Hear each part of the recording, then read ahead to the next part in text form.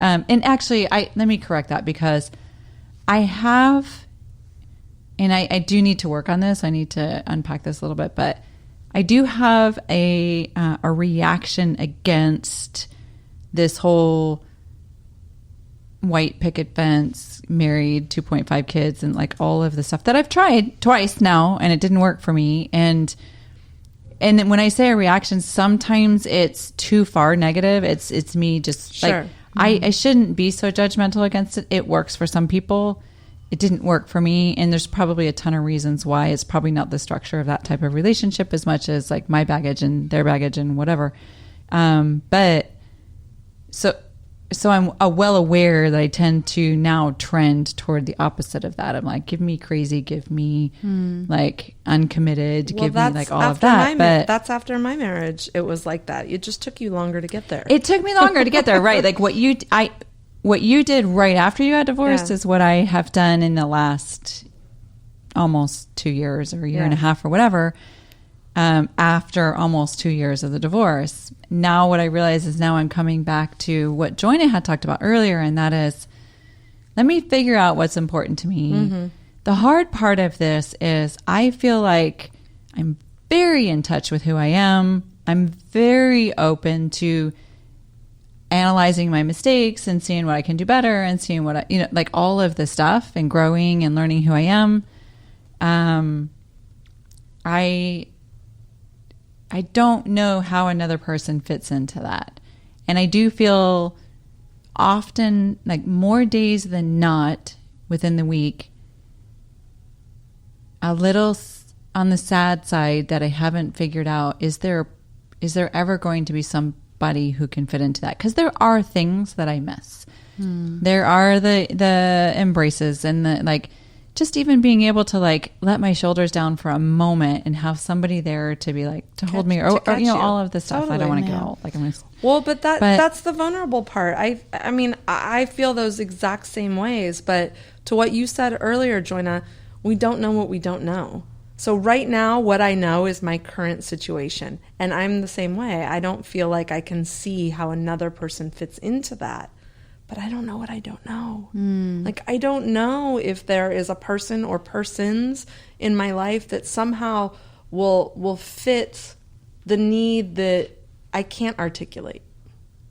So what you're doing now, I think, from my perspective, is that you're just like, you're doing you do you, right? And if something falls in your lap that fits within that, great. In the meantime, Joyna's I know got how a very to take clear, care of things. Right. Joyna's got a very, and I'm not saying that you're on some mission to find some person to complete you. I don't think that you're there, but you're very clear also what is in me, because this is what I do in my life, is I always try to fit a square peg into a round hole. So it's like, I'm going to, do design 101 and iterations and all of this stuff of like, who's that person, right? And only to wake up tomorrow and be like, oh, that person doesn't fit today because I'm sure. Everything's temporary. We're constantly changing who we are and what we're looking for. But to tie that back around to the online dating conversation is like, you go online, you put in a profile and you put on whatever whatever pictures you decide that are best to represent who you want to be for this person to find you. Yeah. And you have you've written all of this stuff, right? On Thursday. And then, 4 Sundays from now, you've had a big life event and all of a sudden you're like, oh shit, that's not who I am. And you're still attracting all of these people who don't really feel your energy or, not to get woo woo, but like that's what happens when you walk into a room. So we've gone from the days where people go to a bar, like they just go to a bar to pick up people and they hope they find their life partner. And then we went through this like, oh, I don't want to just go into a bar. That's just not my thing. So I'm just going to go online. But I don't know that either one is worse than the other. I don't think that there's anything wrong with online dating. And here's why. Like, we're such a hyper connected society now that it's just the new bar. And I met my husband, my ex-husband, at a bar and at a show around bands with the name Stupid in them.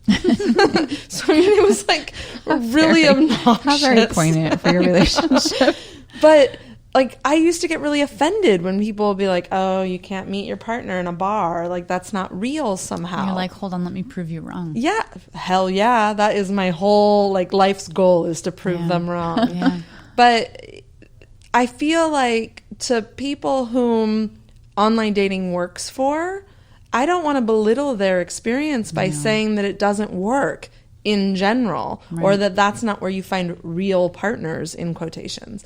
Because maybe it's just not a place that I've been. Maybe I don't go to bars, like the new bar of being online. That's just not my scene. But and I've tried it. It's just not my scene.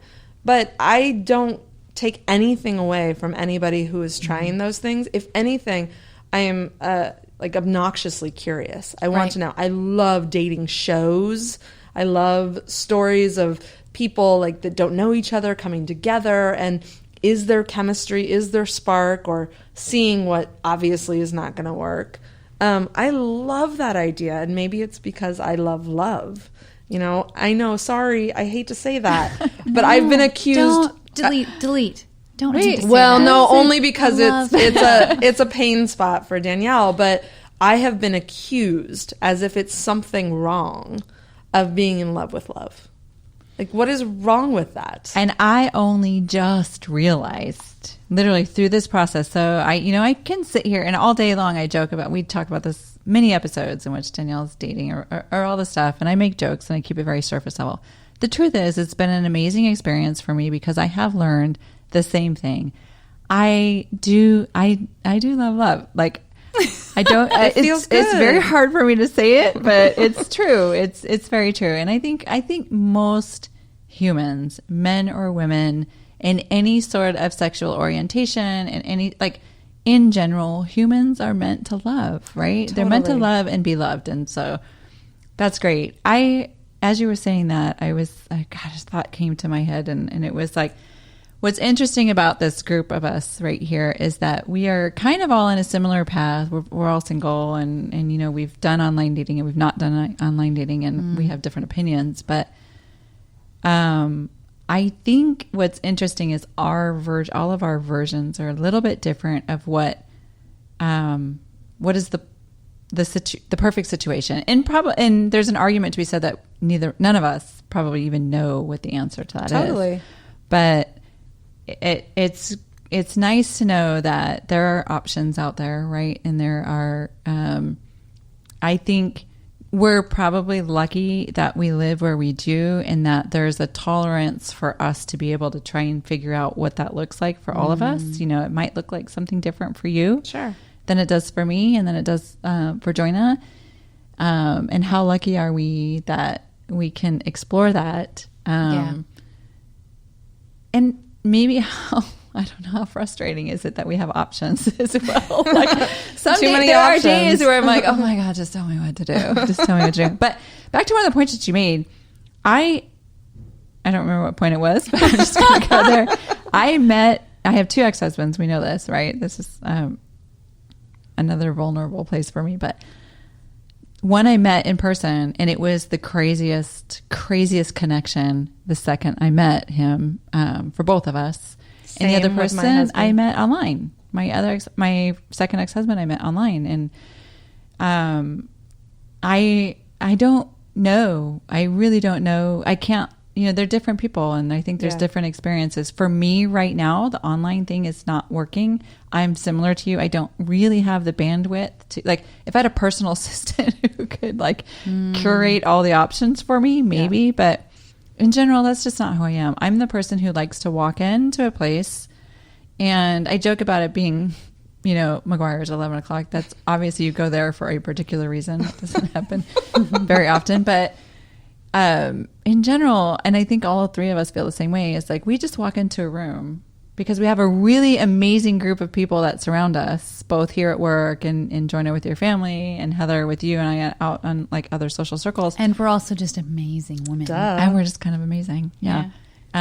It seems to me the consensus is it's just kind of fun to have a personal connection with somebody who you're face to face with, and maybe that'll change. Maybe I don't know. Maybe. But I mean, I'm at the place now with dating that my online dating would be First of all, if that poem could be my checkboxes, if there was a different algorithm somehow. But outside of that, I am probably at a place where if I was going to manufacture a meeting, which really online dating is manufacturing that, if I was going to manufacture that, I would want to do that through connections that I have. So if somebody wanted to, I have someone that I want you to meet or something. Can I tell a funny story that Please? I was having my IUD replaced 2 weeks ago. My doctor, I've been with her for 10 years. She's amazing. I told you the story. See where this freaking story's going. Like, she's like knee deep in my vagina with everything open. And she's like, so are you dating right now? I'm like, seriously? And I'm like, not right now. Why? Do you know someone? And she's like, I just might. I'm like, well, I'm on birth control. we know you know my cervix is healthy. Yeah. Oh my God. That is awesome. I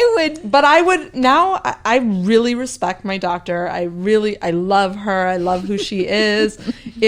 Are you going to call her up and be like, who's this person? Yeah, if you have somebody that you want me to meet, by all means, I would love that introduction. There needs to be a follow-up on that. All right, I feel like that's your I'll do it through the Kaiser mail system. Gosh. I'm like, hey, Dr. Naomi. Oh my God, do you have people who hook you up?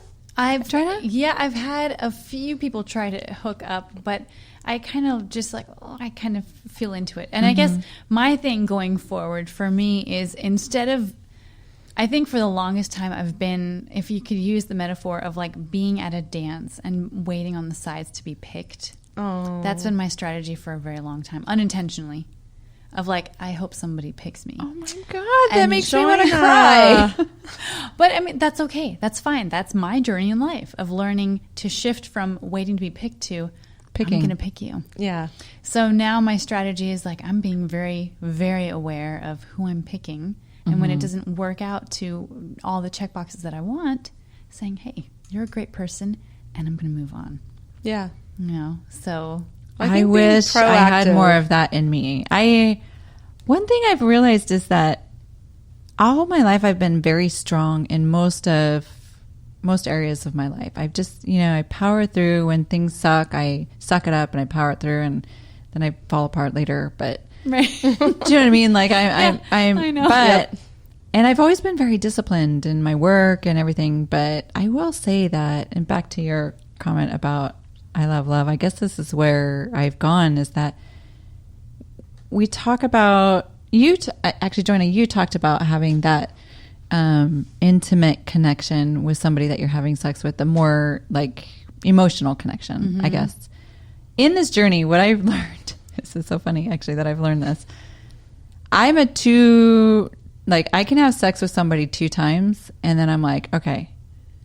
Me too. We're either all in or all out, because the third one, I'm like, we're getting married. The third one, I mean, not really, but you know what I mean. The third like, one is when the switch for the emotional connection. Yeah. I get there activated. at like 2, and then like the post-coital, like the cuddle after. But then I'm like, you gotta get it. I can feel it. Like when there's that after cuddle, I'm like, oh shit, get out. For me, it's number one.